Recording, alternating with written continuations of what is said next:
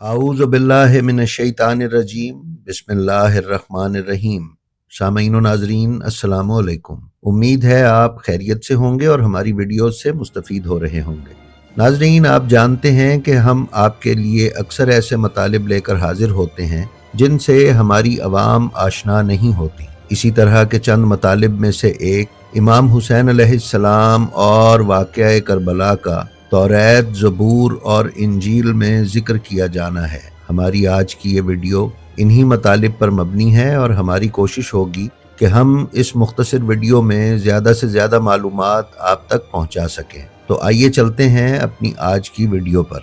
ناظرین، بائبل، توریت، زبور اور دیگر آسمانی صحائف کے مشہور مفکر اور محقق تھامس میک ایلوین بیان کرتے ہیں کہ لفظ حسین توریت کی کتاب خروج کے باب 25 کی آیت نمبر 7، باب 28 کی آیت نمبر 4، اسی طرح آیت نمبر 15، 22، 23، 24، 26، 28، 29 اور 30 میں بیان ہوا ہے۔ اسی طرح کتاب خروج کے ہی باب نمبر 29 کی آیت 5 اور باب 35 کی آیت نمبر 9 اور 27 میں بیان کیا گیا ہے۔ اسی طرح کتاب خروج کے باب 39 کی آیت نمبر 8، 9، 15، 16، 17، 19 اور 21 میں بھی بیان کیا گیا ہے۔ اسی طرح کتاب احبار کے باب نمبر 8 کی آیت نمبر 8 میں بھی امام حسین علیہ السلام اور واقعہ کربلا کا ذکر کیا گیا ہے۔ ناظرین، تھامس بیان کرتے ہیں کہ ان آیات میں بیان کردہ وہ پتھر جو اورم، تمیم اور اوریکولر ہیں سے مراد وہ پتھر ہیں جو خدمت کرنے والے اعلیٰ ترین ہادی کے سینہ بند، یعنی وہ پٹی جو اس ہادی کے سینے سے لپٹی ہوئی ہے، پر لگے ہوئے ہیں۔ یہ 12 پتھر ہیں جن پر 12 قبیلوں کے نام کندہ ہیں۔ تھامس بتاتے ہیں کہ ان آیات میں بیان کیا گیا لفظ حسین بائبل کے عبرانی صحیفوں میں بیان کردہ ناموں حمد اور ایلی سے بالکل مختلف ہے۔ خدا کے حضور توسل کرنے کے لیے اعلیٰ ترین ہادی یعنی حضرت محمد صلی اللہ علیہ وآلہ وسلم، اور ان ناموں میں اس لفظ یعنی حسن کا استعمال ایک خاص کشش رکھتا ہے۔ اس لفظ کا نواسہ رسول کے لیے استعمال ہونے سے جو جذبات ابھر کر سامنے آتے ہیں وہ گہرے ہیں۔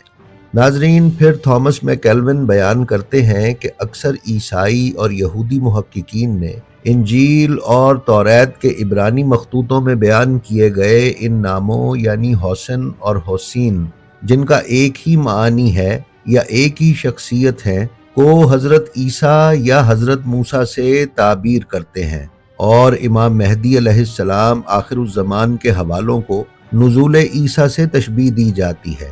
لیکن یہ تسلیم کرنا ضروری ہے کہ عبرانی صحیفوں میں حسن یا حسین کے لیے لغوی شواہد مکمل طور پر غیر موجود ہیں۔ مزید برآں وہ کئی حوالے جو مسلمانوں کے ذہنوں میں امام حسین علیہ السلام کی طرف اشارہ کرتے ہیں، مسیحیوں کی طرف سے حضرت عیسیٰ کے لیے یا یہودیوں کی طرف سے منتظر مسیحا کے لیے استعمال ہوتے ہیں۔ ان میں سب سے مشہور یسیع ہے، جسے اکثر مسیحیوں نے حضرت عیسیٰ کو صلیب دیے جانے کی پیشگوئی کے طور پر استعمال کیا، لیکن یسیع کے ساتھ پیش آنے والے تمام واقعات واضح طور پر امام حسین کی شہادت کے واقعات کی عکاسی کرتے ہیں۔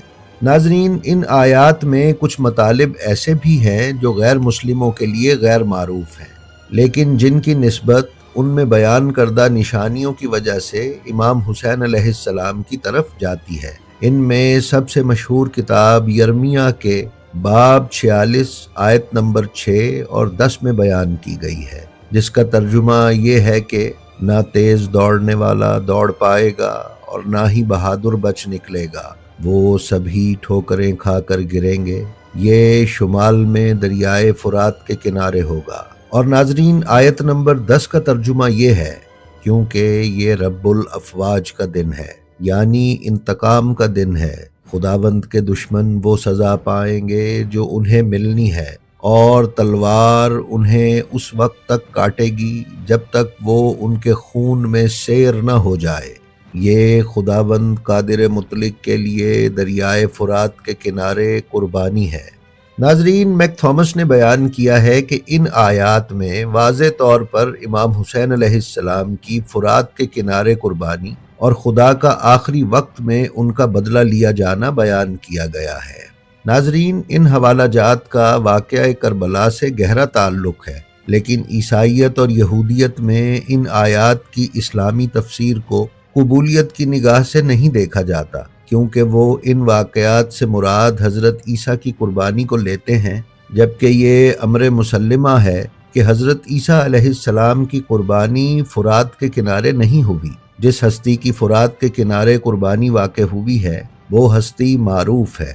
ناظرین، اب ہم ویڈیو کے شروع میں بیان کردہ ہادی اعظم کے سینہ بند میں موجود 12 پتھروں کا تجزیہ آپ کی خدمت میں پیش کریں گے۔ کیا یہ وہ 12 ہستیاں ہیں جو اہل بیت سے تعلق رکھتی ہیں، جن میں سے ایک امام حسین ہیں، یا توریت اور انجیل میں بیان کردہ یہ 12 یعقوب کے بیٹے ہیں، یا یہ آل اسحاق میں سے ہیں؟ تو ناظرین، انہی کتابوں میں ہم ان 12 کے مختلف حوالے تلاش کرنے کی کوشش کرتے ہیں۔ کتاب پیدائش میں 12 حکمرانوں کا تذکرہ کیا گیا ہے، پھر حضرت اسماعیل کے 12 بیٹوں کا ذکر بھی کیا گیا ہے، پھر یعقوب علیہ السلام کے 12 بیٹے بیان فرمائے گئے ہیں۔ کتاب قضات میں 12 قاضی بیان کیے گئے ہیں، یہودا کے 12 نیک بادشاہوں کا تذکرہ کیا گیا ہے، اور انجیل کی تقریباً تمام کتابوں میں حضرت عیسیٰ علیہ السلام کے 12 حواریوں کا ذکر کیا گیا ہے۔ انسانی شخصیات کے علاوہ بائبل، توریت اور زبور میں 12 کے عدد پر مشتمل دیگر حوالہ جات بھی موجود ہیں، جن میں ایسے مقامات شامل ہیں جہاں کسی مخصوص لفظ کو 12 مرتبہ دہرایا گیا ہے، یا ایسے پیراگراف جو 12 حصوں پر مشتمل ہیں، خاص طور پر حضرت داؤد کی کتاب زبور کی 12 نظمیں جنہیں مزامیر کہا جاتا ہے۔ ناظرین، مزمور عبرانی زبان میں بانسری یا ساز کو کہتے ہیں، اسی طرح زبور کی نظموں کو مزمور اور ان کے مجموعے کو مزامیر کہا جاتا ہے۔ ان 12 مزامیر کا اسماعیل کے 12 بیٹوں کے ناموں سے موازنہ کرنے پر معلوم ہوتا ہے کہ یہ 12 نظمیں 12 اماموں کی خصوصیات کو ظاہر کرتی ہیں۔ ان مزامیر میں سے تیسری نظم کے 74ویں مزمور میں خاص طور پر امام حسین علیہ السلام کی شہادت کی پیشگوئی بیان کی گئی ہے۔ یاد رہے کہ ائمہ طاہرین میں امام حسین علیہ السلام کا نمبر بھی تیسرا ہی ہے، اور امام حسین علیہ السلام کا زیادہ تر تذکرہ تیسری نظم میں ہی ملتا ہے، جو کہ ایک حیرت انگیز مماثلت ہے۔ ناظرین، ہم آپ کی علمی تسکین کی خاطر 74ویں مزمور کے عبرانی نسخے سے آپ کی خدمت میں آیت 3 تا 11 کے تراجم اور ان کی تشریح پیش کر رہے ہیں۔ آیت نمبر 3 میں بیان ہوا ہے، اپنے قدم ان دائمی کھنڈرات کی طرف بڑھا، دشمن نے مقدس میں سب کچھ تباہ کر دیا ہے۔ چوتھی آیت میں بیان ہوا ہے، تیرے مخالفوں نے گرجتے ہوئے تیری جلسہ گاہ میں اپنے نشان گاڑ دیے ہیں۔ آیت نمبر 5، انہوں نے گنجان جنگل میں لکڑہاروں کی طرح اپنے کلہاڑے چلائے۔ نمبر 6، اپنے کلہاڑوں اور کدالوں سے اس نے تمام کنداکاری کو ٹکڑے ٹکڑے کر دیا ہے۔ نمبر 7، انہوں نے تیرے مقدس کو بھسم کر دیا، فرش تک تیرے نام کی سکونت گاہ کی بے حرمتی کی ہے۔ آیت نمبر 8، اپنے دل میں وہ یعنی دشمن بولے، آؤ ہم ان سب کو خاک میں ملائیں، انہوں نے ملک میں اللہ کی ہر عبادت گاہ نظر آتش کر دی ہے۔ آیت نمبر 9، اب ہم پر کوئی الہی نشان ظاہر نہیں ہوتا، نہ کوئی نبی ہمارے پاس رہ گیا، نہ کوئی اور موجود ہے جو جانتا ہو کہ ایسے حالات کب تک رہیں گے۔ آیت نمبر 10، اے خدا، حریف کب تک لعن طعن کرے گا، دشمن کب تک تیرے نام کی تکفیر کرے گا۔ آیت 11، تو اپنا ہاتھ کیوں ہٹاتا ہے، اپنا داہنا ہاتھ کیوں دور رکھتا ہے، اسے اپنی چادر سے نکال کر انہیں تباہ کر دے۔ ناظرین، آیت نمبر 3 میں اللہ تعالیٰ امام حسین سے ارشاد فرما رہا ہے، بے شک دشمن یعنی یزید نے مقدسات کو تباہ کر دیا ہے، لہٰذا تو یعنی حسین دائمی کھنڈرات یعنی کربلا کی طرف قدم بڑھا۔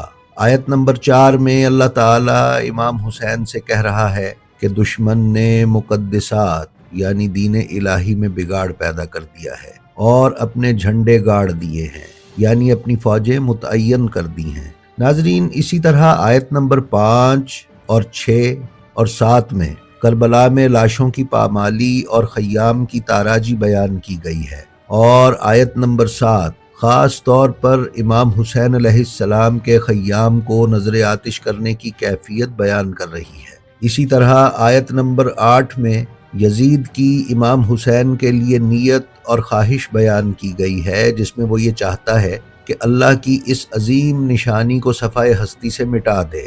آیت نمبر 9 خاص طور پر امام حسین علیہ السلام کی شہادت کے بعد اس وقت کو ظاہر کرتی ہے کہ جس وقت امام زین العابدین علیہ السلام کی امامت کے فرائض بی بی زینب کبریٰ سلام اللہ علیہا انجام دے رہی تھیں۔ آیت میں ذکر کیا گیا ہے کہ ہمارے پاس نہ کوئی نبی بچا ہے اور نہ کوئی اللہ کی نشانی۔ یہ خاص اس وقت کا اظہار ہے جب ظاہری طور پر امام زین العابدین علیہ السلام فرائض امامت انجام نہ دے پا رہے تھے۔ ناظرین، اسی طرح 74ویں مزمور کی آیت نمبر 10 میں اسیران کربلا سے لے کر امام مہدی علیہ السلام تک کے ظہور کے انتظار کی کیفیت کو بیان کیا گیا ہے، جس میں بتایا گیا ہے کہ دشمن کب تک تیرے نام کی تکفیر کرے گا۔